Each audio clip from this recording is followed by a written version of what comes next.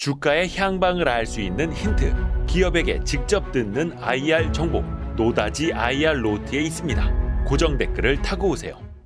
그 밸류에이션 안 나오는 거 하나만 더 여쭤보고 싶은데 이건 이제 주식은 아닙니다만 비트코인. 비트코인 항상 얘기 나올 때 저는 많이 이제 제가 드리는 질문 중에 하나가 비트코인이 과연 밸류에이션이 됩니까? 코인의 가치가 있습니까? 이런 질문이거든요.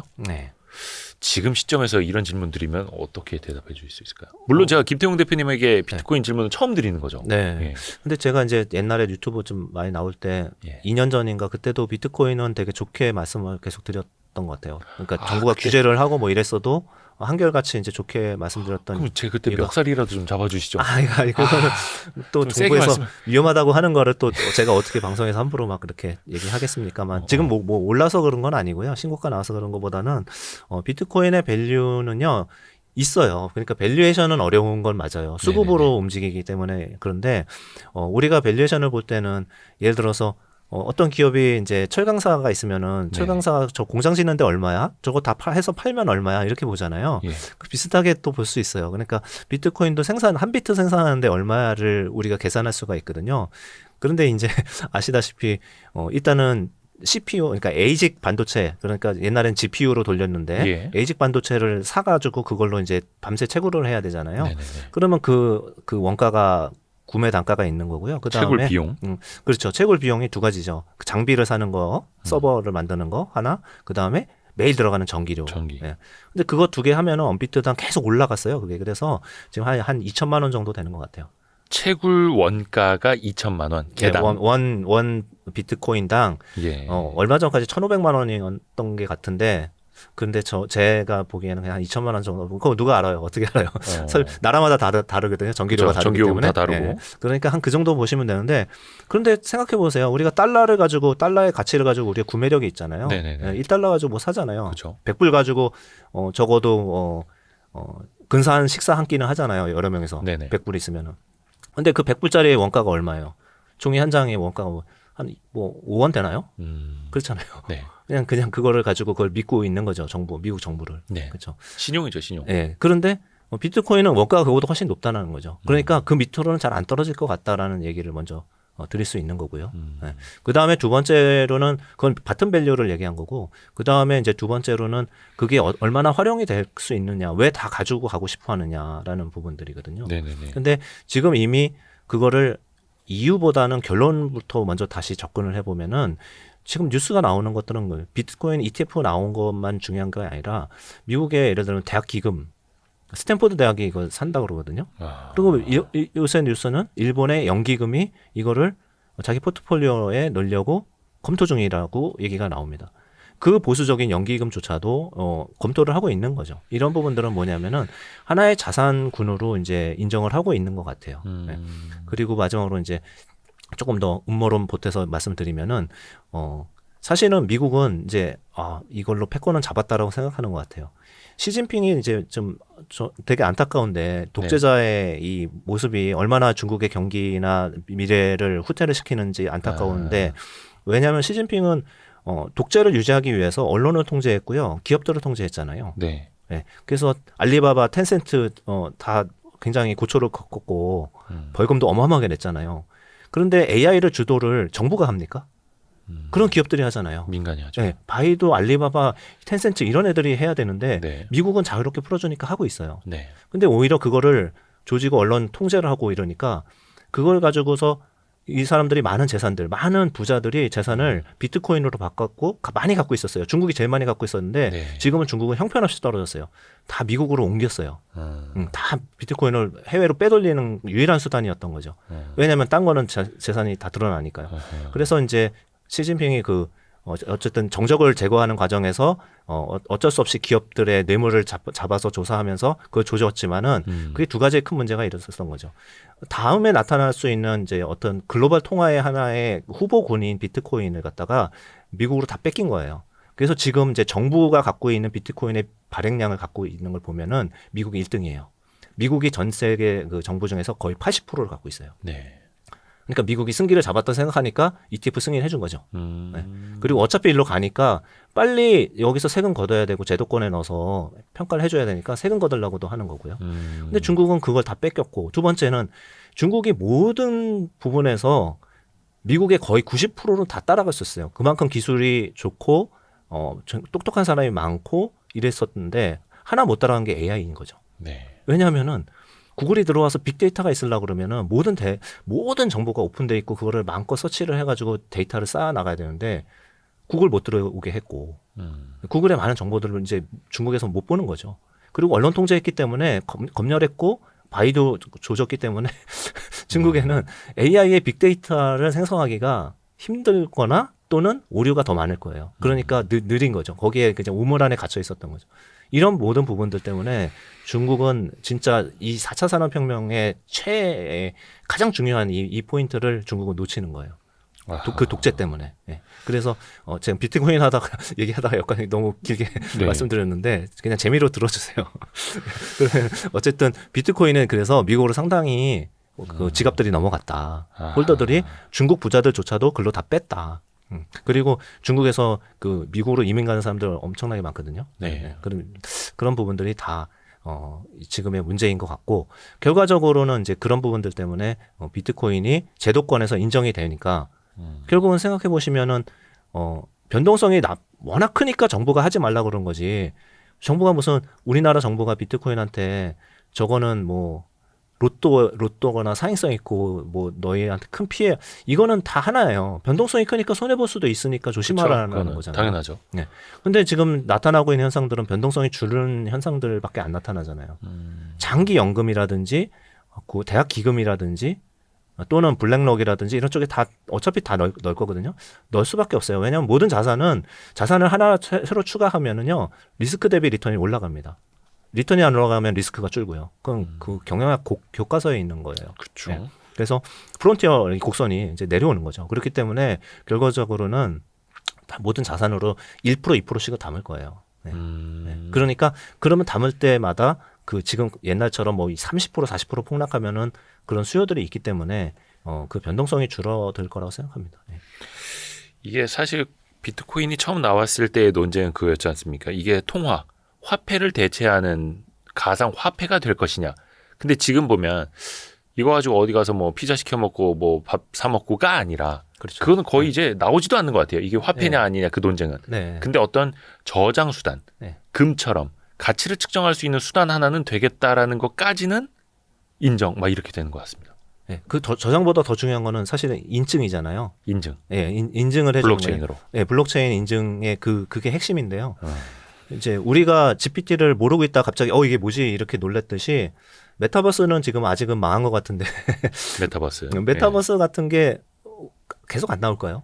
언젠간 나오겠죠. 예, 나올 거예요. 그러니까 그 애플이 했던 그 글라스 있잖아요. 예, XR.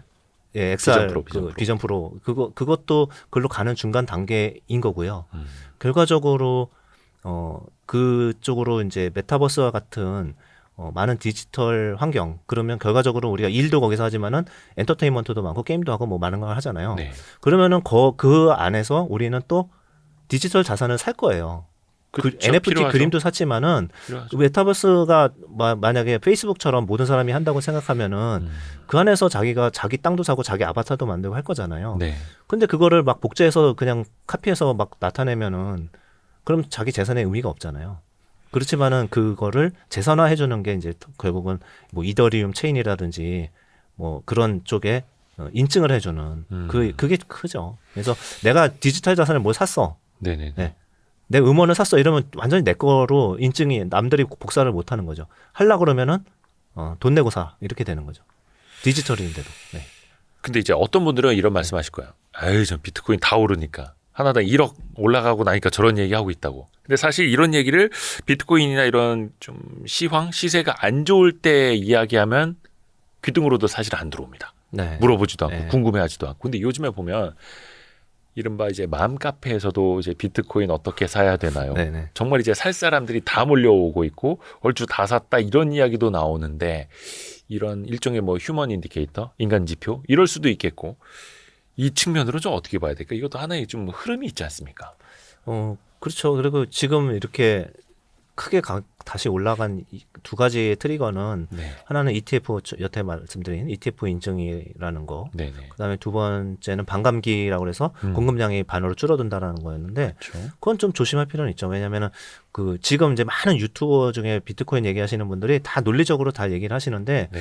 하나의 허점은 뭐냐면은 반감기 때 이만큼 올랐다. 반감기 되고 6개월 돼서 이만큼 올랐다. 그 사례를 가지고 지금도 그럴 거다 이렇게 이제 똑같이 적용을 하고 있거든요.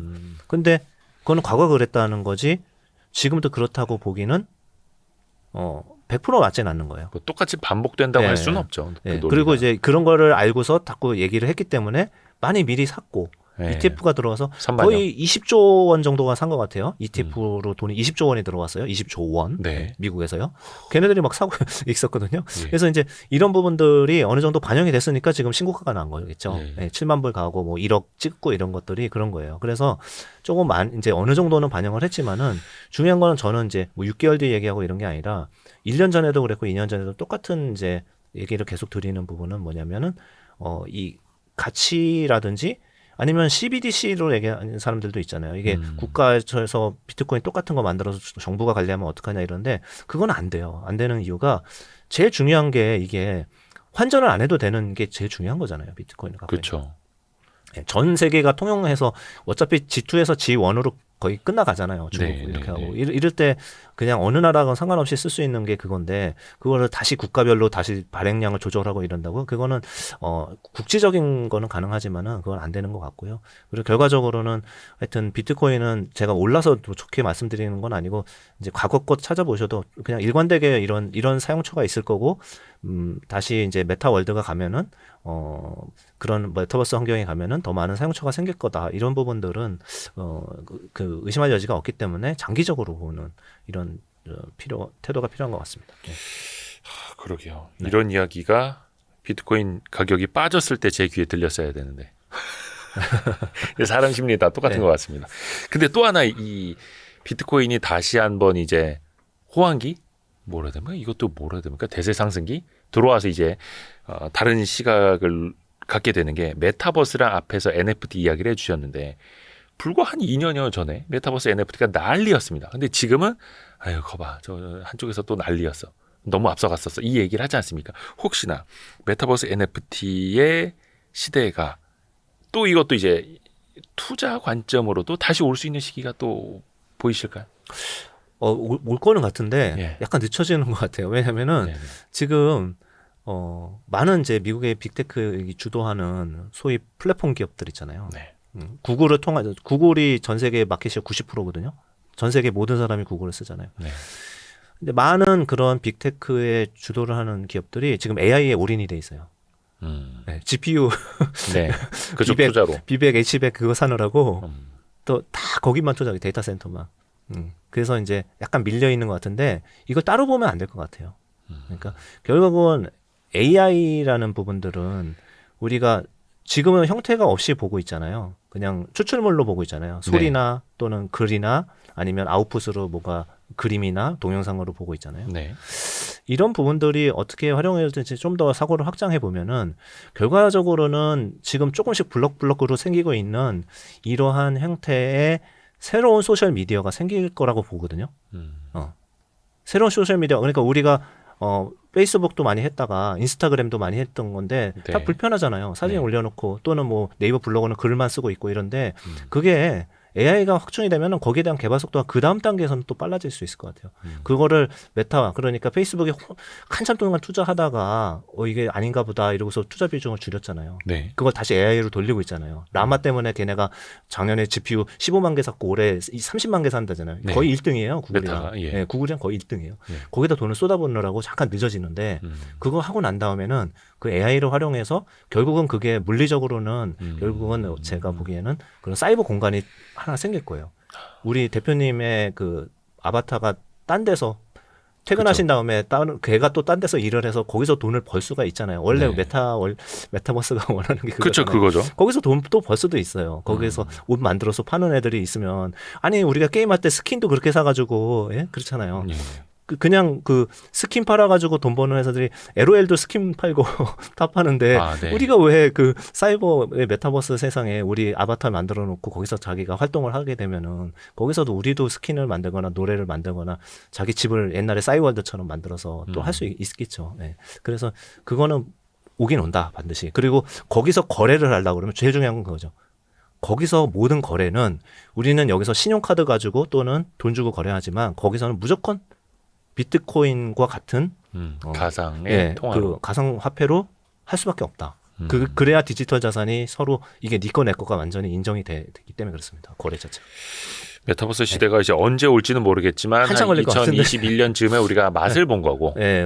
또 다만 이제 또 너무 앞서갔던 거고 네, 그런 것 같습니다. 다시 또 언젠가 오기는 온다. 지금 AI 뭐 GPU나 이런 AI 반도체 투자를 하는 게 또 그 세상을 또 열기 위한 하나의 준비. 그러니까 지금 AI로 다 쏠려 있는데 그거 쏠린 거 끝나고 나면은 지금까지 사람이 메타버스 이거를 막 만들고 그림 그려가지고 뭐 캐릭터 만들고 했잖아요. 네네네. AI한테 시키면 훨씬 더 빨리 만들 거라는 거죠. 그러니까 AI를 성장시키고 그게 메타버스 환경을 만들 거라는 거죠. 네, 그런 소셜 미디어를. 네.